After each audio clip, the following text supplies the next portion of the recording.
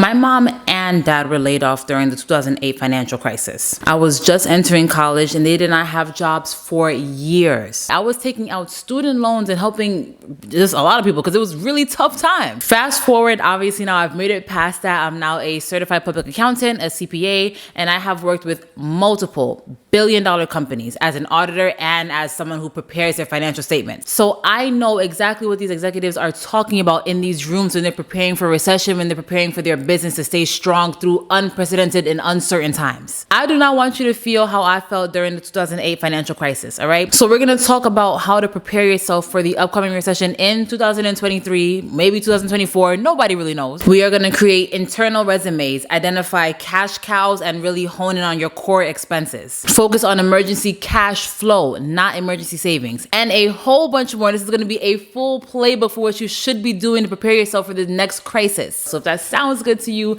hit like and definitely subscribe. This is all that my channel is about. This is all my work is for. It's for you. Not everybody wants to bounce around from job to job, and that's something that you'll typically always hear these days, right? Just bounce around, get a good market rate, da-da-da. Now, personally, I have done that, okay? And that is how I was able to almost 10x my income since getting out of college. But I understand that's not for everybody, okay? I've also been able to get promoted and earn 5-figure raises in one job. So I'm gonna offer some insight from both of my experiences. You must create an internal resume. I have a folder for my 9-to-5 job and for my business, right? Of everything that I do, my notable work, right? So for my 9-to-5, I literally called it the folder, my notable work. And I put everything you can think of in there. This is my bragging rights folder, all right? This is how I'm going to command a higher salary at my current job. Or if they ain't talking that talk, I'm gonna walk the walk. Then I'll go find another job with these skills. You are going to forget how great you've been to this company if you just let time go by and you don't document it. Document everything, all right?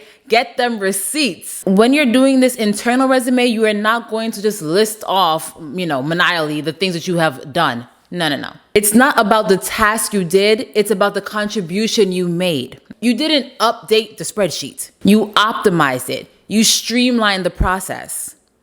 Right? You implemented cost-effective strategies. This is just right off the dome, okay? You're gonna use action words to describe the transformation you have given to these companies. And if you need help with that, you can go on Pinterest or probably even just Google, right? And search action words. These are words that are gonna give people the warm and fuzzies, all right? We don't wanna just see what you did. We wanna see how it actually impacted the company. So creating an internal resume is good if you wanna stay at your current job because it gives you bragging rights and it gives you something to use as leverage, right? You can't just go into your job and say, hey, I need a raise because of inflation. Yeah, no shit. Everybody needs a raise. Inflation or not, everybody needs a raise, okay? Why do you deserve that raise? And you don't have to, and some people don't like bragging about themselves, but you have to, all right? Everything is about sales and you have to sell why you deserve a raise, why you deserve a promotion, okay? And if you have something already in your back pocket as leverage, you can't lose. In addition to that, you must create prototypes. I know you have some extra time at your job, all right? Don't tell me you're just so busy that you have no downtime. You're going to use your downtime to create prototypes. This is different from just making senseless, empty suggestions, right? This is how you separate yourself from your coworkers. I'm telling you, most of your coworkers are not doing this. You're going to find a process that you absolutely hate at your job, and you are going to improve that process, and you're going to improve it before even telling anybody, okay? I'm not saying change it without asking, but what I've done multiple times at my current job, actually, and they just eat this shit up, right? Is I find something that I don't like, and I make changes in this kind of prototype. Then when I come to my boss with a suggestion, it's not just, hey, this spreadsheet needs updating, right? No, it's, hey, I think I found a way to streamline this process, a way to kind of make it better, to automate it, right? Use some of that technology. And then I show them my prototype. So not only does your employer see that you're forward thinking, you're trying to create new processes, they actually can see your work right in action. And when you take that kind of initiative, it can help you with your internal resume, right? Because you're going to document this, and that'll help you, again, give you leverage when you're looking for new jobs, when you're looking to get a raise in your current job. This is also good for jobs that do goal setting or performance evaluations, right? You want to make sure you can brag on yourself. My performance evaluation this year was thicker than me. Because I had this internal resume, right? This notable work, I had that written down and it was ready to go. All right, so we've secured the bag, all right? Now let's work on the expenses. We want to have our core expenses only. When we're thinking about recession planning, it ain't about the fluffy, okay? We want to make sure we have some good money for this recession, and we want to make sure we're getting rid of expenses that do not really serve us. Budgets should always be forward looking, and this is something that we tend to miss at an individual level. But every single business that I have audited or worked at, they always have forecasted budgets, okay? Sometimes out until 3, 4, 5 years from now. And we don't have to do all of that, but at least have a budget that looks out for a year so you can see what your money's doing. So my budget in particular, and I'm going to just take you to my budget real quick. You can see my budget is for the entire year. And I thought that I had allocated all my money, but it turns out I actually have $4,592 that I can actually do something with, right? So you want to be forward looking in your budgeting. When you're also forward looking in your budget, you can cut costs right now that will help you for the entire year. So scrolling down here, I'll just put this to bills so I can actually see what my bills are, okay? And not only do I get numerically what's going on, I also get like a quick visual. So instantly I can see that my two biggest expenses are rent and tuition. But I can see that I'm spending $13,000, almost $14,000 in tuition for my kid, right?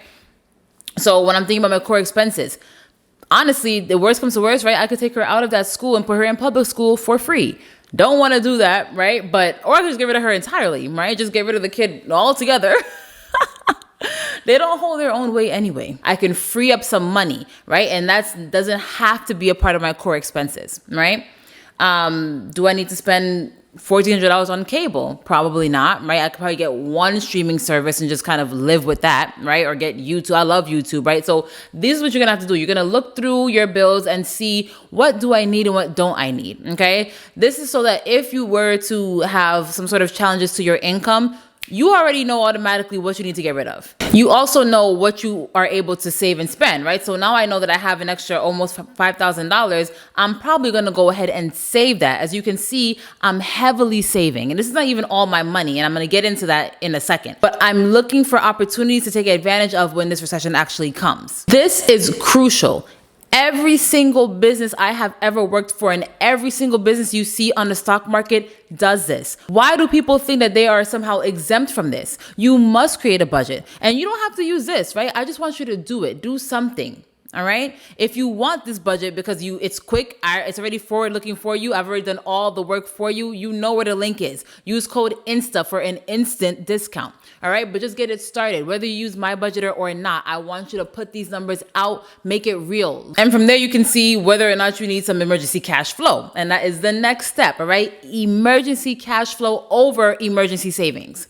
Now, of course, in a perfect world, you're going to have both. But a lot of times you'll hear people come on here, like these financial, whatever you want, like finfluencers will say, you need to have an emergency savings and it needs to be 6 to 9 months, right? But what happens after that 6 to 9 months is done? You now have no money and no income, right? So like you're out of luck. So you need to have emergency cash flow. And I think that should actually be a priority.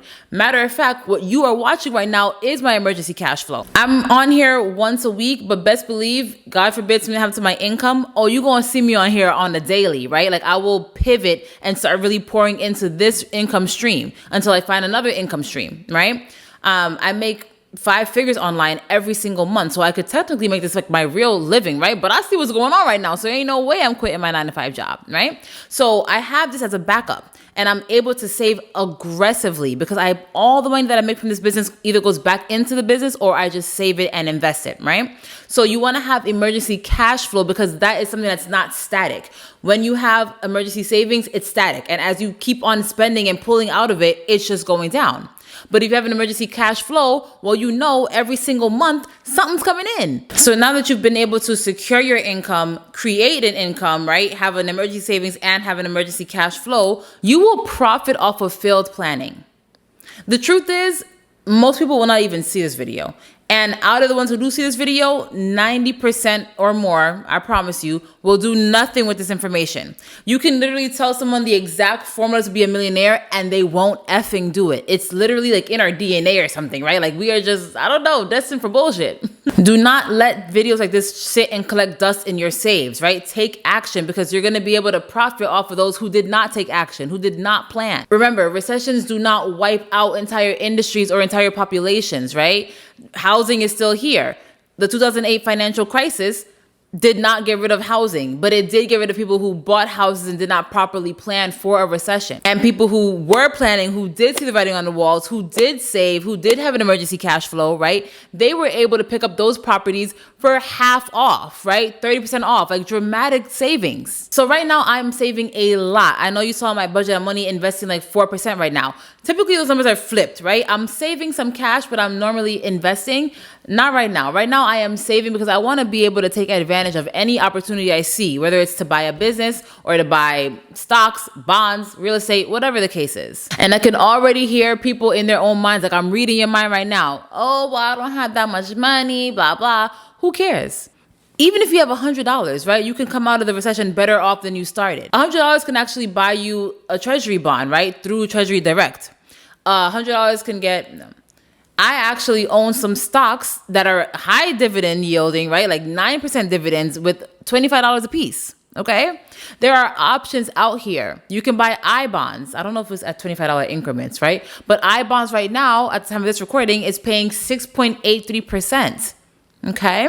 So you have options. Don't excuse yourself saying, I don't have money, it's not possible. No, you're not being forward thinking. If this recession is anything like the major economists are saying, it's going to be an amazing opportunity for us to really catapult our wealth. So you have to get your money right. You have to cut down your core expenses, and you have to remove yourself of this consumerism lifestyle, right? Because in America, we are heavily consumer driven. And if you have a shopping addiction and you can't stop shopping, you can't manage your budget, definitely watch this video right here where I talk about consumerism in America. Mwah. Keep your money up and do not sleep on this video.